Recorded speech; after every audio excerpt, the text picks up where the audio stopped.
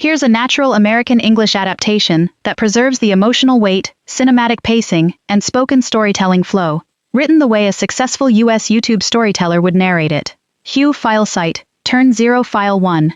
Hugh L1-L18. Hugh file site, turn 0 file 2. Hugh L1-L18. The soft clink of my father's fork against his wineglass cut through the room. Clink.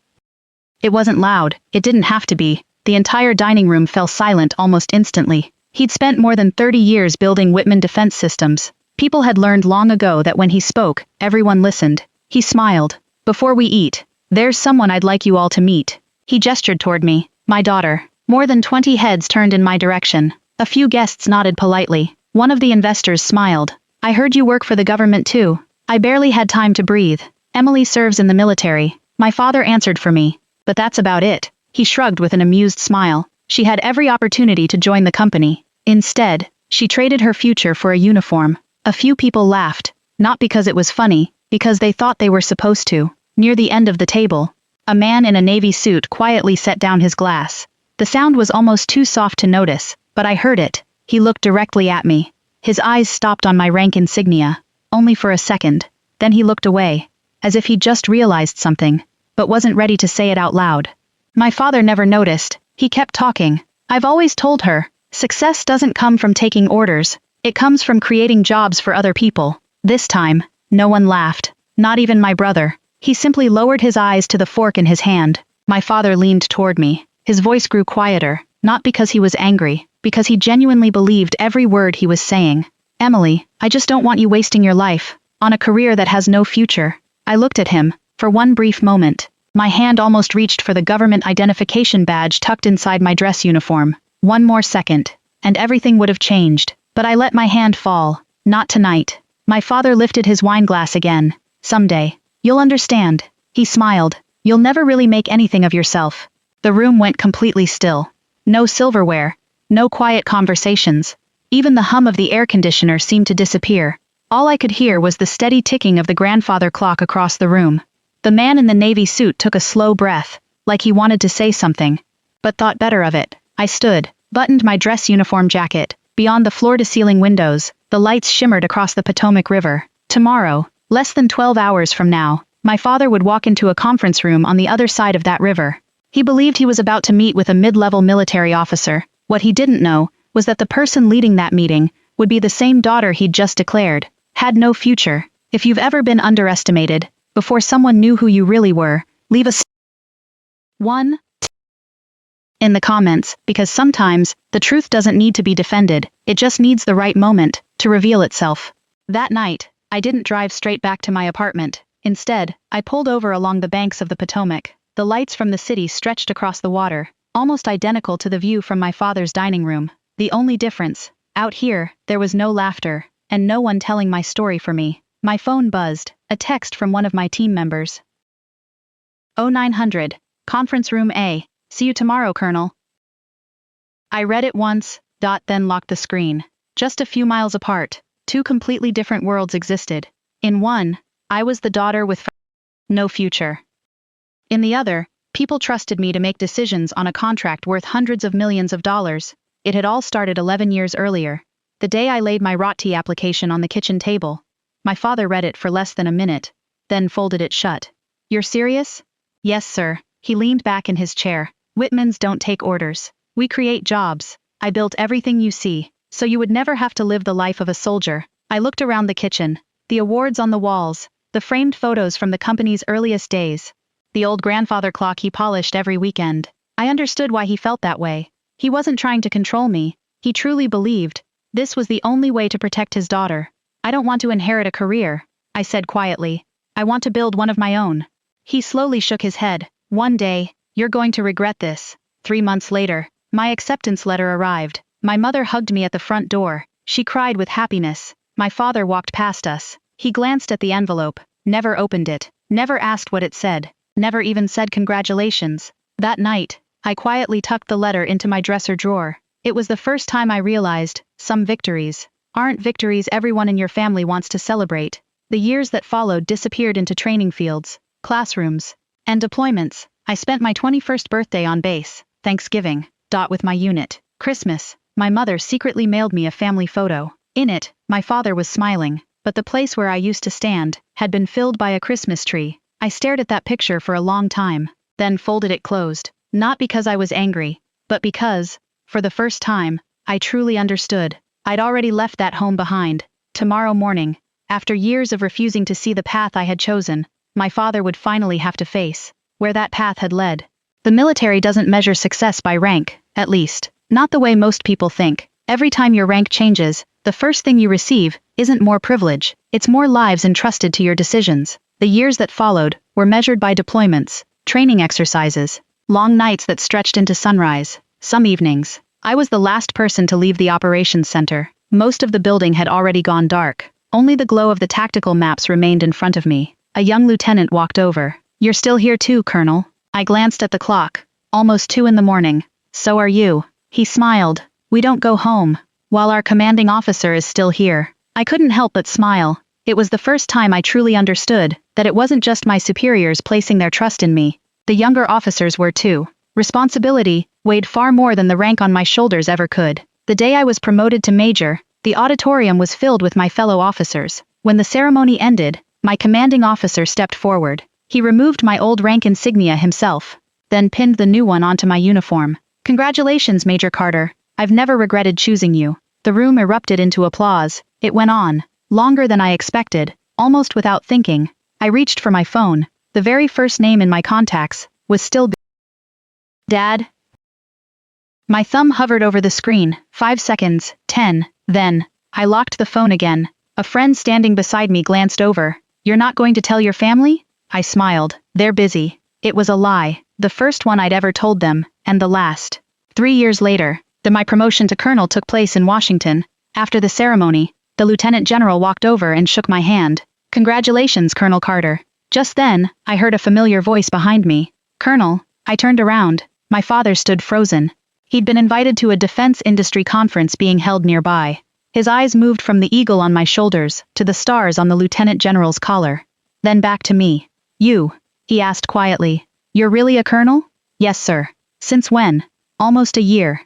He stared at me for a long moment. "Why didn't you tell me?" Before I could answer, the lieutenant general smiled politely. "Mr. Whitman, if Colonel Carter hadn't mentioned it, I never would have guessed she'd never told her own family." My father looked at me. "I only said one sentence. You never asked." No one spoke after that. But as my father walked away, he turned back one more time, his eyes settling on the rank insignia on my shoulders. For a moment I thought, maybe he finally believed me. But the very next evening, he introduced me to an entire dinner table with a single sentence. "She still serves in the military." And that was when I understood. Some truths aren't rejected because there's no evidence. They're rejected because someone simply isn't ready to accept them.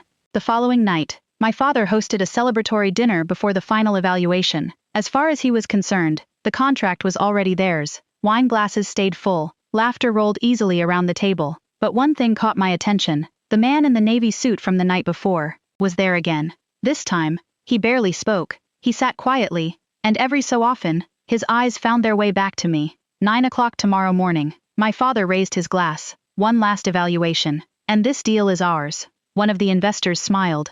"I've heard this year's review panel is a tough one." My father laughed. "They always try to make everything more complicated than it needs to be. But in the end, they still have to rely on companies like ours." A few people chuckled. The laughter faded almost as quickly as it came. The man in the navy suit didn't react. He simply rotated the glass of water in his hand, slowly, thoughtfully. A woman seated across from me, one of the executives, turned my way. "Have you ever worked with an evaluation panel before?" I had just opened my mouth when my father answered for me. "Emily's just an officer. She isn't involved in decisions at that level." The woman nodded politely, but this time, she didn't smile. Her eyes drifted to the eagle on my shoulders. Then, to the man in the navy suit. He was looking at the exact same place. A strange silence settled over the table, as if everyone in the room understood something, except one person. My father set down his wine glass. "Emily, my offer still stands. The vice president position is yours. Anytime you decide to come home." My brother looked up. "Dad," my father raised a hand.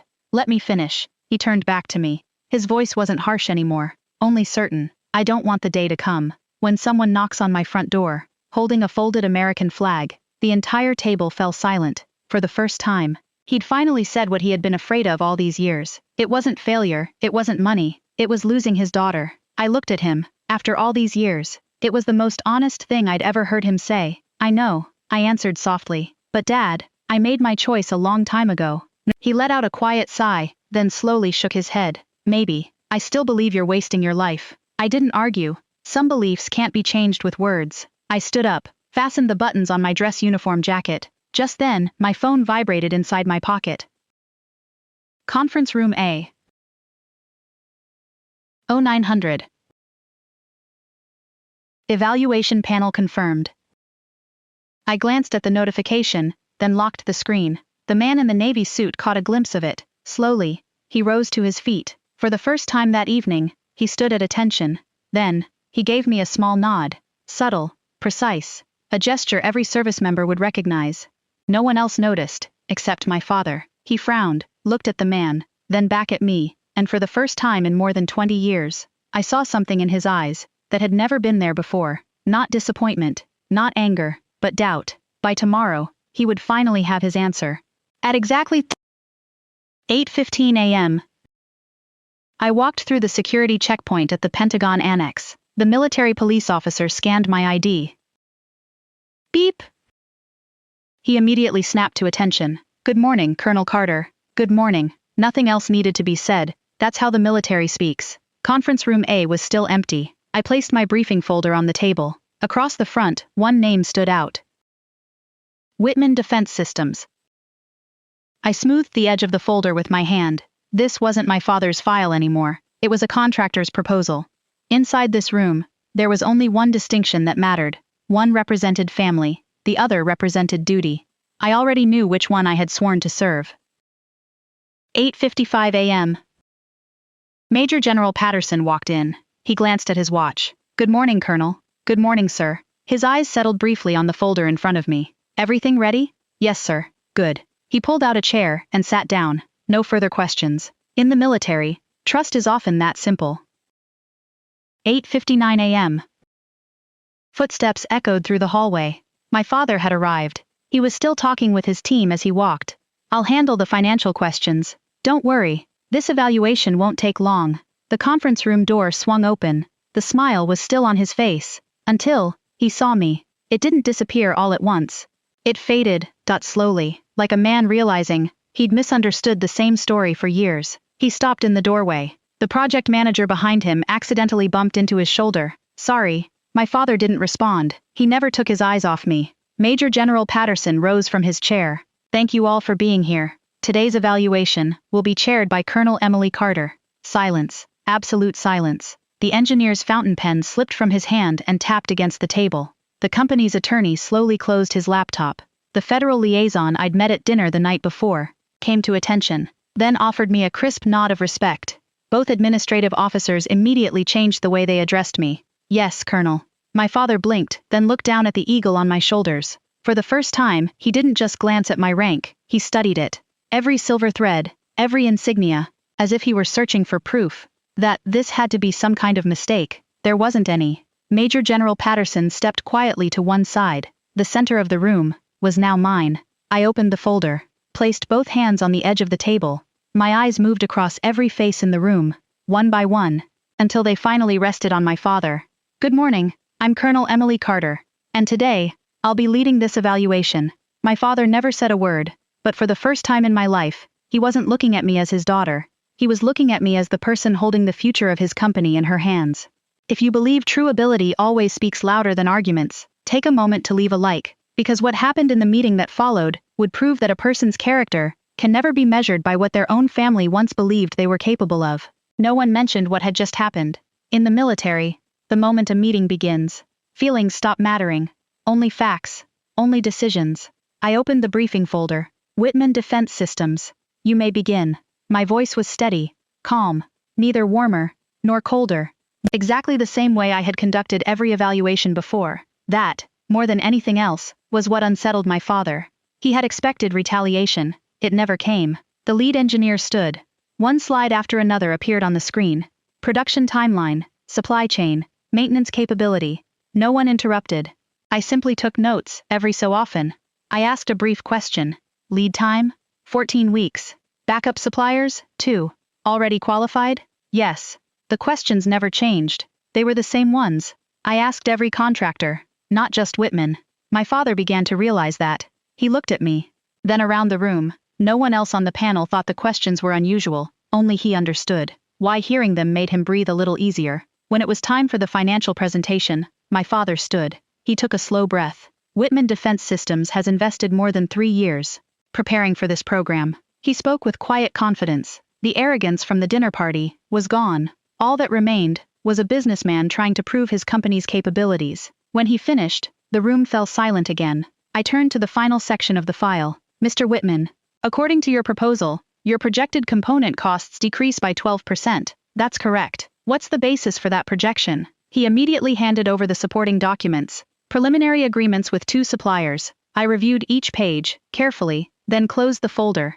The final signatures are still missing. Yes, we're completing those now. He looked at me, and waited. Maybe. He thought this was where I'd eliminate his company from consideration. Instead, I placed the documents back on the table. Submit the finalized agreements before the regulatory deadline. Yes, Colonel, for now. The panel will accept this as pending documentation. Nothing more, nothing less. One member of the panel spoke up. I have no further questions. The legal counsel nodded. No legal concerns. Major General Patterson turned toward me. Colonel Carter. Your recommendation? I closed the folder. Whitman Defense Systems meets the technical requirements. The remaining documentation can be completed through the standard procurement process. I have no recommendation to remove this proposal from consideration. Silence filled the room. My father slowly lowered himself into his chair. For the first time, he understood. I hadn't protected his company because he was my father, and I hadn't made things harder because of the things he'd said to me. I had evaluated Whitman exactly the same way I evaluated every other contractor. It wasn't simply fairness, it was honor. Major General Patterson closed his own folder. I concur with Colonel Carter's recommendation. The proposal will move forward to final approval. The meeting was over. People quietly gathered their materials.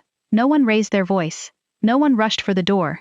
It felt as though everyone understood. They had witnessed something far more significant than a contract evaluation. My father picked up his briefcase. He took a few steps, then stopped. He turned back toward me. Emily, his voice was rough. If you have a few minutes, I'd like. He hesitated. To talk. For the first time in nearly 30 years, he wasn't giving orders. He wasn't passing judgment. He was simply asking for a chance. I looked at him for a few quiet seconds, then nodded. Okay. The conference room door slowly closed behind us. This time, there was no CEO, no colonel, only a father and his daughter. The conference room door closed behind us. The magnetic lock clicked softly into place. For the first time in nearly 30 years, for there was no one standing between us. My father was still holding his briefcase, but he never opened it. He just stood there, looking at me. For a long time. Finally, he spoke. When did it happen? When you stopped needing me. The question caught me off guard, because that was never how I'd seen it. I walked toward the floor-to-ceiling windows. Outside, the Potomac flowed quietly past, just as it had the night before. I never stopped needing you, I said without turning around. I just stopped waiting for you to see me. My father lowered his head. His hands tightened around the handle of his briefcase. The day you graduated, I was in Chicago signing a contract. That night, I was going to call, but then I thought, the weekend would be fine. He let out a hollow laugh. I didn't know. That was the last time you'd still be hoping the phone would ring. I didn't answer, because he was right. That day, I'd stood alone in the parking lot for a long time. My phone rested in my hand.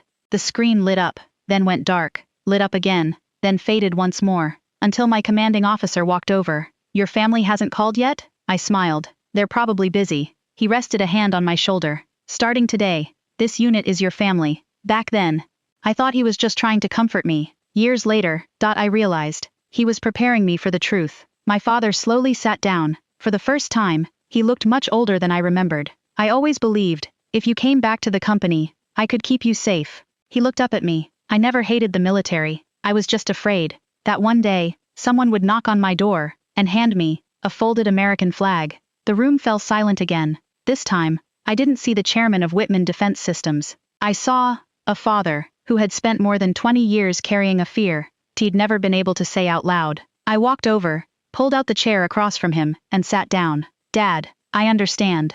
But the thing that hurt the most was never the danger. It was That you never once asked whether I was happy. His eyes filled with tears. He nodded, slowly. Emily, his voice cracked. The words caught in his throat. I waited. He tried again, stopped, then finally whispered the only truth he could manage. I missed too much.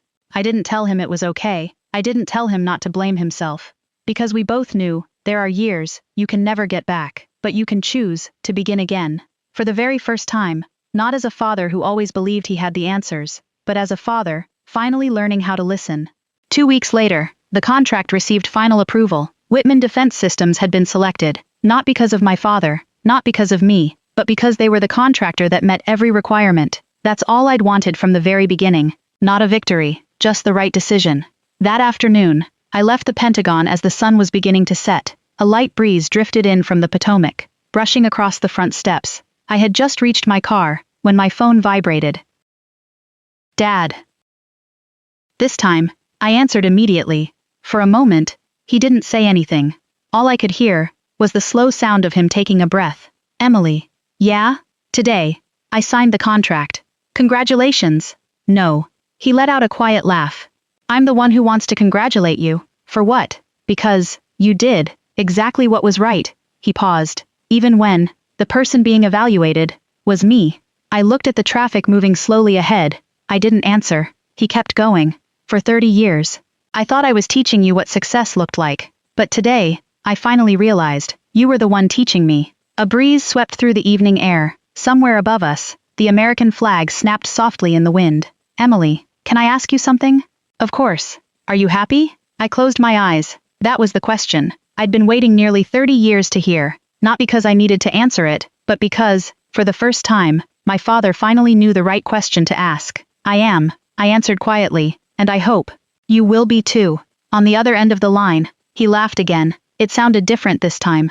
The certainty was gone. So was the need to be right. All that remained was relief. Then he said 4 words. 4 words I'd spent my entire childhood hoping to hear.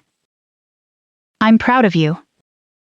This time, I didn't cry. I didn't smile either. I simply looked up, at the flag waving against the evening sky. Some apologies can never give you back the years you lost, but they can finally bring peace to something that should have ended long ago. The call ended. I opened my car door. Just then, my phone buzzed again. A new text, from Dad, only 2 words. Drive safely.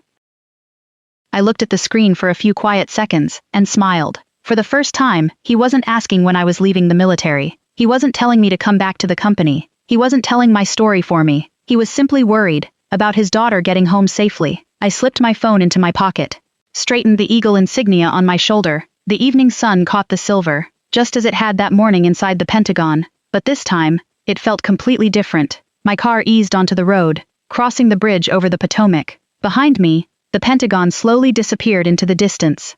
Ahead of me, was the road I'd chosen for myself so many years ago. And for the first time, I knew that at the end of that road, my father would no longer be waiting to change who I was. He'd simply be waiting to welcome me home. If this story reminded you of a phone call you've never made, or the words, I'm proud of you, that you've never said to someone who needed to hear them, I'd love to hear your story in the comments. Sometimes, one sentence, spoken at the right moment, can heal the silence that's lasted for decades. And if stories about family, honor, forgiveness, and quiet second chances speak to you, consider subscribing, because the next story might be the one you've been waiting for someone else to understand.